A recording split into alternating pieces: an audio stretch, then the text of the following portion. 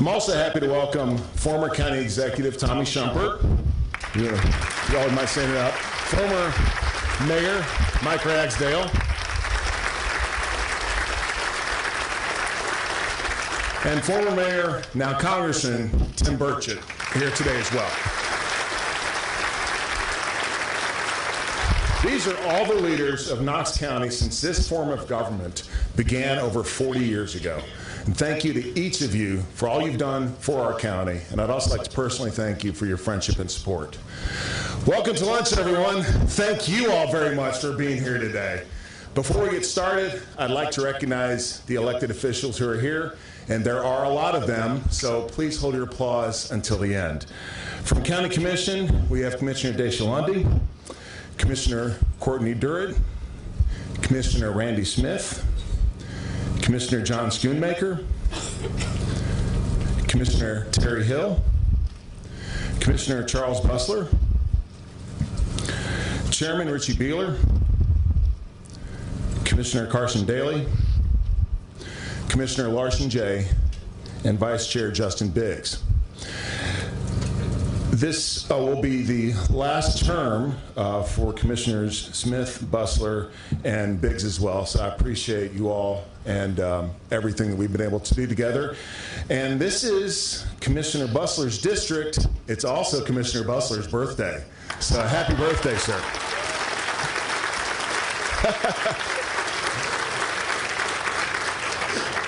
Also from the county, we have Sheriff Tom Spangler, Trustee Ed Schaus, Clerk Sherry Witt, Register Nick McBride, Assessor John Whitehead, and Attorney General Sharm Allen. From School Board, we have Superintendent Bob Thomas, Superintendent-elect John Reiswick, School Board Member Evity Satterfield, School Board Member Virginia Babb, School Board Member Susan Horn, School Board Member Betsy Henderson, School Board Member Patty Bounds, School Board Member and Chair Christy Christie, and School Board Member Daniel Watson. From the City of Knoxville, my friend Mayor India Kincannon, City Councilwoman Janet Testerman, and then also KFD Chief Stan Sharp is here as well. From the town of Farragut, Mayor Ron Williams, Vice Mayor Louise Povlin, and David Smoke, who's the town administrator. From our state delegation, we have Senator Becky Massey, Representative Jason Zachary, and Representative Michelle Carringer. Also, for the judges, we have Chancellor Haggerty is here, as well as Judge Bill Ayler and Judge Judd Davis, and representing Juvenile Judge Tim Irwin are Mr. Richard Bean and Mary Lindsay. And we have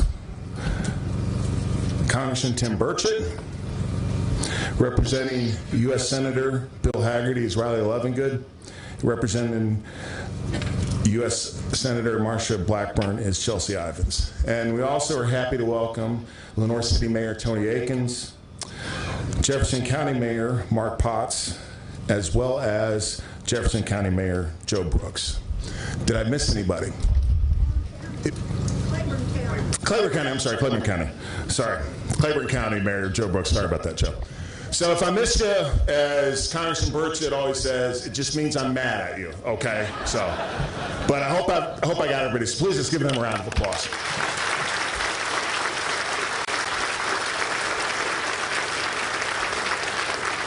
A lot of what this budget will accomplish has been made possible by the commitment and dedication these folks bring to their offices, and I'm very proud to serve with them. Let's also hear it from the Volunteer State Veterans Honor Guard, the Vine Middle School Choir,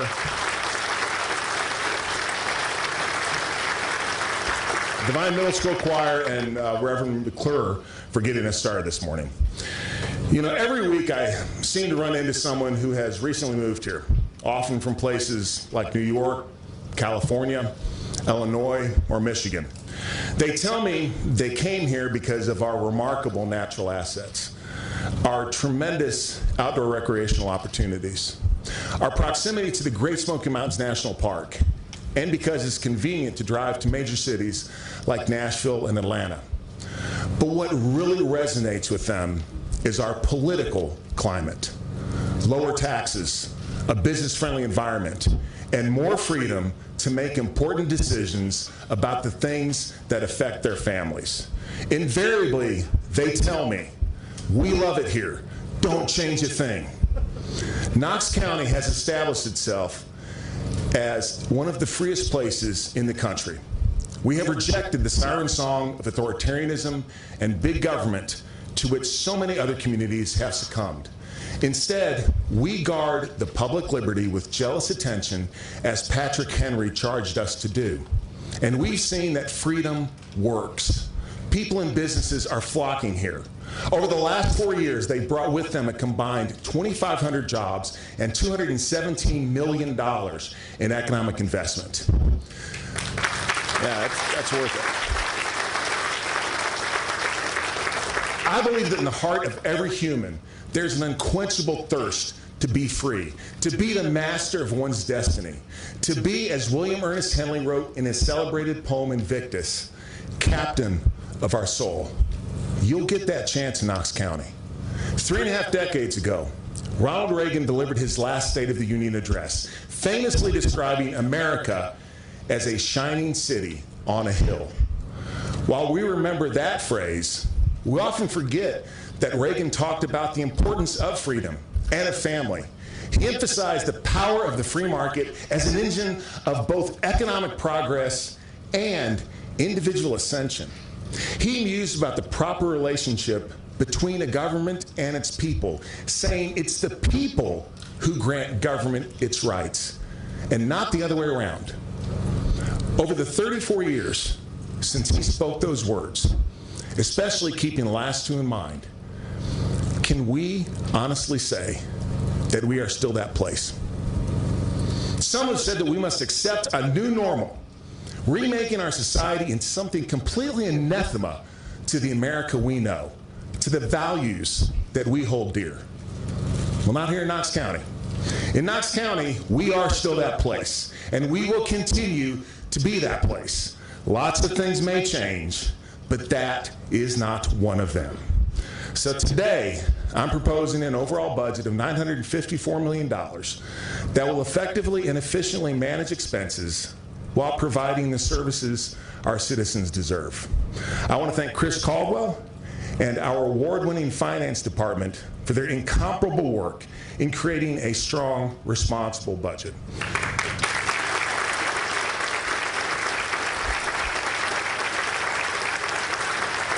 We are very fortunate to have Chris and his team, who were recently recognized by the Government Finance Officers Association with the triple crown of fiscal management for governmental accounting, financial reporting, and fiscal transparency. That's awesome. Thank you all.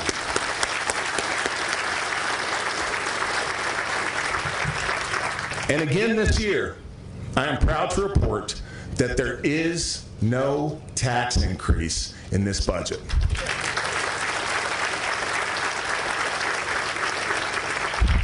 More than 2/3 of the budget is dedicated to education. Schools have faced an especially difficult time over the past 2 years. I've been proud of the work they've done, particularly in keeping their doors open to provide in-person learning.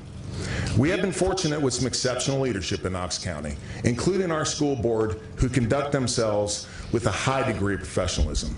In other parts of the country, we've seen some school boards treat parents as a nuisance at best and a menace at worst. Now, while we've had our share of contentiousness here, we have not seen the outright hostility that has marked other areas.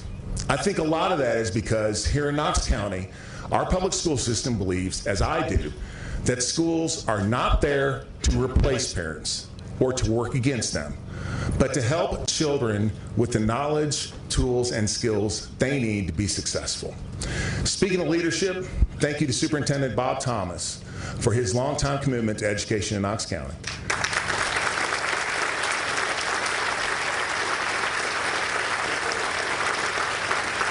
Bob has been a steady, calming influence at a time when we needed it most. And I'm eager to work with our inbound superintendent, John Ryswick, as he focuses on ensuring every classroom has a great educator, improving foundational skills like early grade literacy and 9th grade algebra, and preparing students for life after graduation. Those are big goals, to be sure. Dr. Rajvik has shown excellent leadership within our system, and I know he will move the district forward with strength and humility, creating an environment that is even more conducive to learning.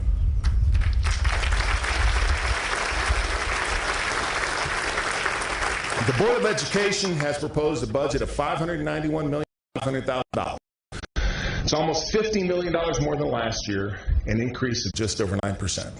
That is a lot of money, but I am recommending Commission fund it in its entirety.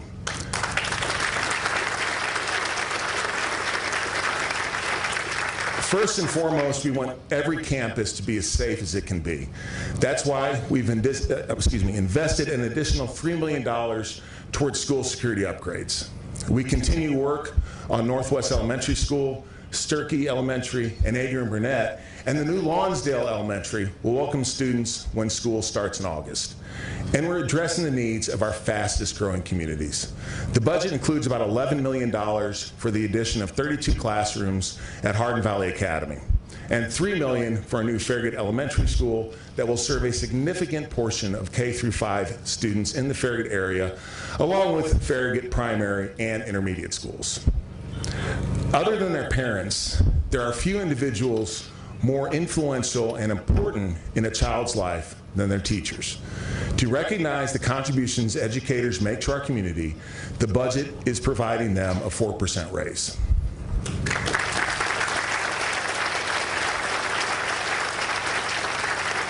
Now, one of the things that are most important that we can do as a community to support education is to make sure our kids are strong readers. Studies show that children who can't read on grade level by 3rd grade are 4 times less likely to graduate high school by age 19 than children who can. With that in mind, early in my term, we launched our Read City USA program with the goal of ensuring that all children learn to read early and well, regardless of zip code or circumstance. Knox County Libraries has taken that program over, and thanks to their tireless and innovative work, thousands of Knox Countyans have logged more than 2 million hours of reading in the last 4 years. Earlier this week, we launched one of our biggest undertakings yet in partnership with schools and the Knox Education Foundation. One book, Read City. Thanks to many generous sponsors, 30,000 elementary school students, teachers, faculty, and staff received a free copy of The Chocolate Touch, a children's book patterned after the myth of King Midas. And the artwork of one elementary school student is being featured on our program billboards. 4th grader Mary Caroline Peterson from Shenandoah Elementary is here today. Could you stand up for a second if you're here, Mary Caroline? Okay, well, thank you anyway, Mary Caroline, for your creativity. You're supposed to be here. For your creativity, sharing your creativity with us. It's awesome. While subjects like reading, writing, and arithmetic are absolutely essential for everyone, I believe that God has given all of us unique gifts, and that everyone follows a different path depending on what those gifts are. The key to an effective educational system is ensuring that young people are exposed to as many different opportunities as possible so they have the chance to discover how best to utilize their talents. For some young people, that's college. For others, it might be the military. For many, it's the skilled trades. That's why we started the Skilled Trades Academy and Regional Training Center. What we're calling the START Center has been a major priority because it will help us attract, train, and retain a strong workforce in the trades. The center, which is located on Central Avenue, will cover a variety of trades depending on demand. Framing, masonry, electrical, welding, and mechanical, just to name a few. Students will be taught by experts in their fields. Programs will take 4 years to complete, mainly with evening classes, so students can work during the day as needed. The START Center will be open to everyone looking to learn a new trade, not just new graduates. And it's a public-private partnership managed by the Associated Builders and Contractors. I can't tell you how excited I am for the doors to open and how grateful I am to the many partners who have made this dream a reality. Thank all of you for that.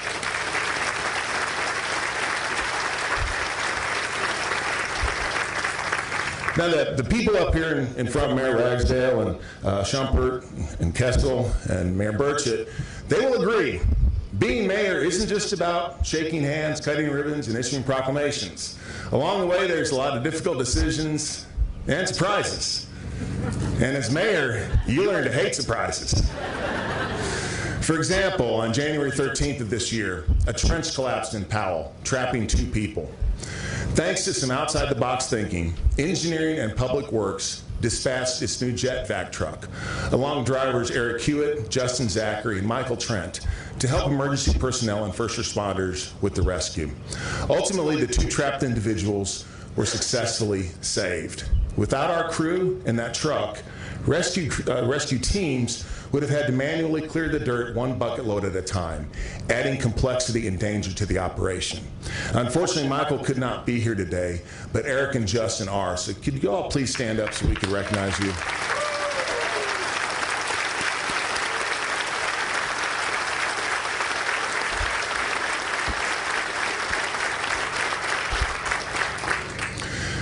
Although most of what they do is not nearly as dramatic as a life-saving rescue, the crews at Engineering and Public Works are indispensable. They keep our roads safe and passable, battling ice and snow, while we're at home, warm and comfortable. They're also the ones building, improving, and repairing roads and other infrastructure. In this budget, we're allocating $16.7 million for new roads and safety improvements, like the Carter Sidewalk Project, Canton Howell Road, and the widening and realignment of Coward Mill Road. We're also continuing the Shod Road project to connect North and West Knox County, spanning from Callahan at I-75 to Lovell Road at I-40. This is the biggest road project in county's history, and it'll have a positive impact on the lives of our constituents. And before the decade closes, Knox County will also see major improvements on the interchanges at I-75 at Emory Road and I-40 at the Campbell Station and Watt Road exits. I'd like to thank you to Governor Lee and our state legislative delegation, as well as the Tennessee Department of Transportation, for recognizing the need for these projects. And a big thanks to Jim Snowden, Senior Director of Engineering and Public Works, for his part in advocating for these projects, especially at Watt Road. Yes.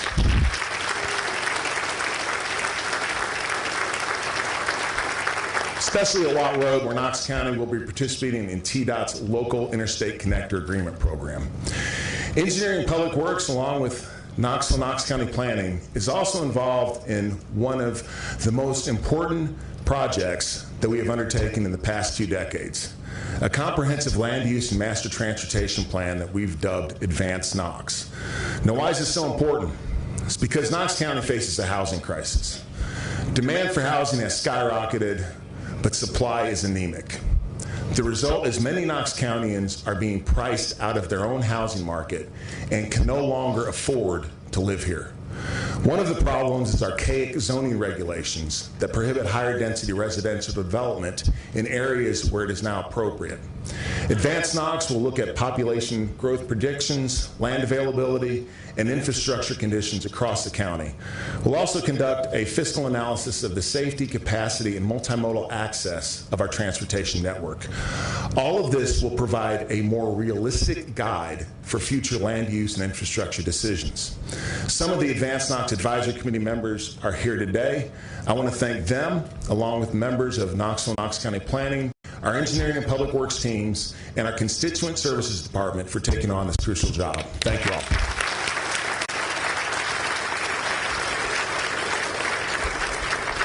We're also working on a new 5-year master plan for parks, which we expect to finish by September. Having that plan is a major requirement that enables us to accept more state and federal grants, money that we want and need to help lighten our fiscal load and keep our taxes low. This new plan will also help us prioritize park and trail system projects to make sure green spaces are serving the community the way that they're meant to. And speaking of parks, the budget includes funds for the maintenance of 62 ball fields across the county, the renovation of a number of concession stands, and the purchase of some new park equipment. We've also started work at the McBee Ferry Park, which is a 3-mile site along the Upper Holston that will feature river access. We wouldn't have that property or many of our other green spaces without the Legacy Parks Foundation. So I want to thank their executive director, Carol Evans. Carol, are you here today?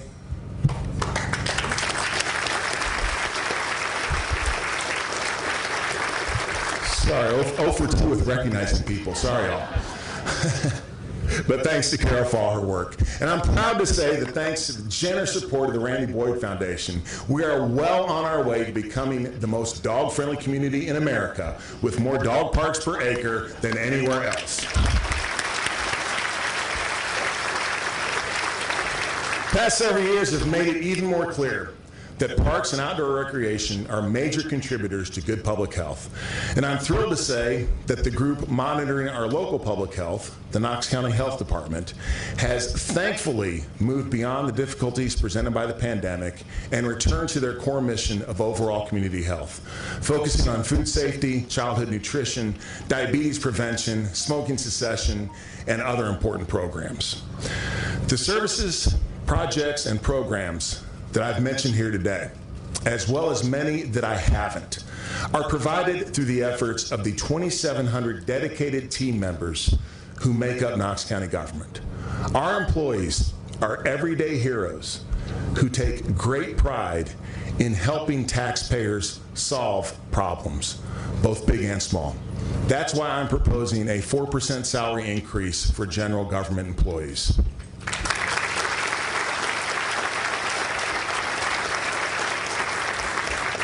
Another large component of our budget, almost $96 million, is the Sheriff's Office. The mission of public safety is much more than just law enforcement. Officers are a positive presence on our streets and in our schools. They respond to emergencies that require first aid, CPR, and all too often, the administration of Narcan to overdose victims. They perform wellness checks for the elderly and serve as a lifeline in these situations. Attitude that some parts of our country have displayed towards our men and women in blue. Thankfully, not here in Knox County. We appreciate our deputies.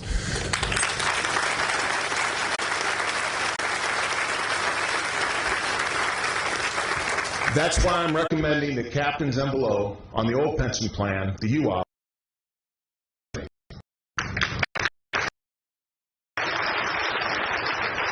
employees on the STAR plan get that same 6% increase, as well as another 6% in lieu of the enhanced employer contribution to their retirement, for a total of 12%.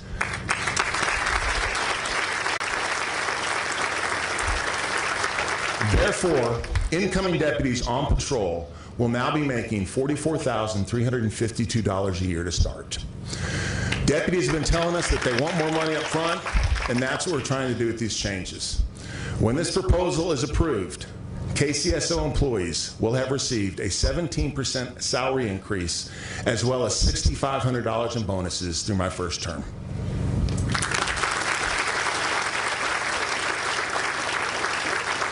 In addition to these salary increases, we're committing just over $1 million to purchase additional body cams, an investment that will protect both our deputies and the public.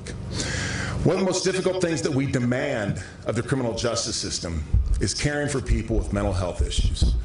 That's unfortunate and it's unfair. It's unfair to the people struggling because they're not getting the help they need. It's unfair to our deputies and jailers who are constantly thrust into difficult situations because of a systemic failure to address this program, or this issue. And it's unfair to taxpayers because it's expensive and it doesn't work. To begin addressing these shortcomings, we're in the process of establishing a mental health court in Knox County. The hope is that this new court model will improve public safety, connect offenders with mental illness to the help they need, and reduce court costs and recidivism. Thank you to Criminal Court Clerk Mike Hammond and the Mental Health Court Working Group for their important contributions in bringing this program to Knox County. Thank you all.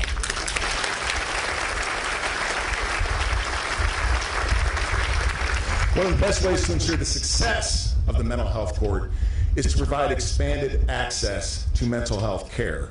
Soon, the city and the county, in partnership with area hospitals and the McNabb Center, will jointly open a 16-bed mental health facility and acute care center on the former St. Mary's Hospital site. You can clap now.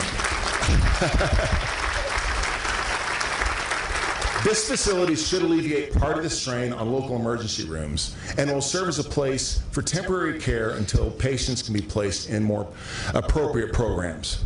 Many thanks to Mayor Kincannon, the McNabb Center, area hospitals, and the state for their collaboration on this vitally important project.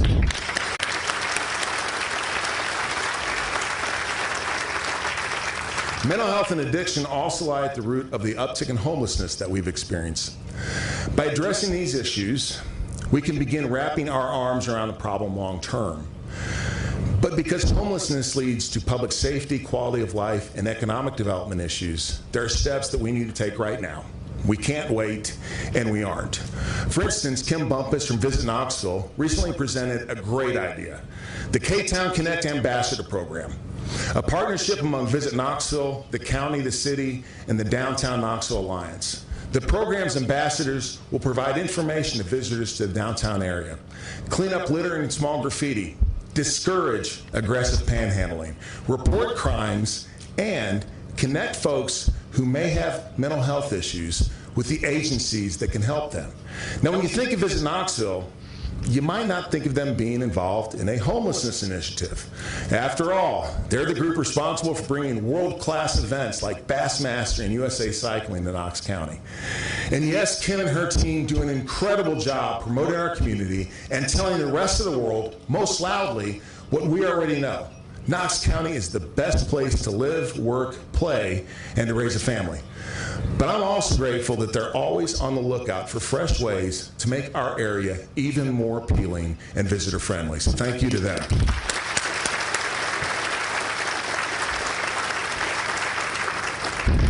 You know, early in my term, I ran into a U.S. Senator from another state who was here stumping on behalf of a colleague. During our conversation, he asked me, "Why do you want to get involved in local government? It's hard." I laughed at the time, somewhat shocked that a U.S. Senator would tell me that my job was hard. But as time has passed, I realized how accurate he was. Local government is hard. As the saying goes, we're the ones who feel the most heat because we're the ones that are closest to the flame. That is the wrath of the public when things aren't going well. And just like the people that we serve, we too suffer the consequences of ill-advised policies emanating from the higher levels of government. And there's been no shortage of ill-advised policies coming out of Washington the past several years. And make no mistake,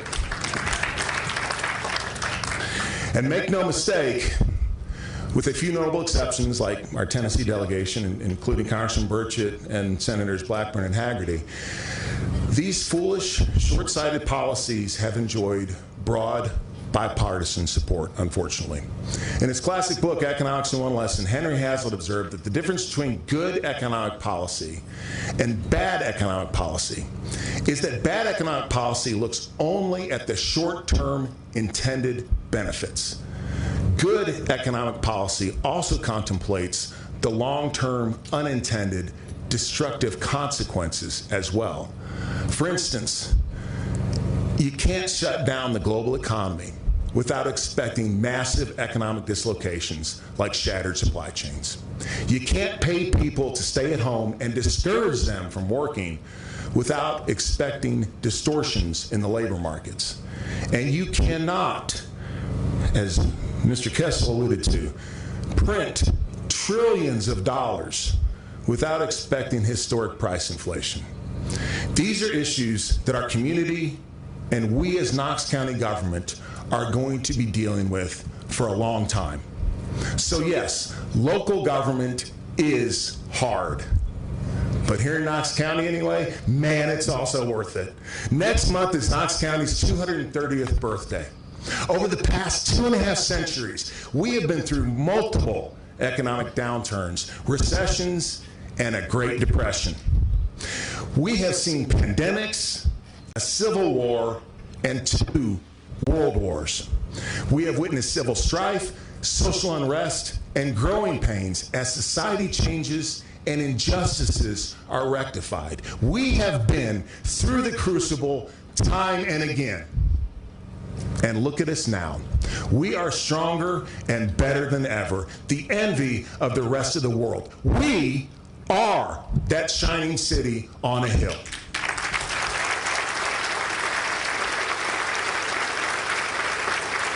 And every day, I thank God that I'm blessed to live here and I'm privileged to serve all of you as Knox County Mayor. Thank you all very much for being here today.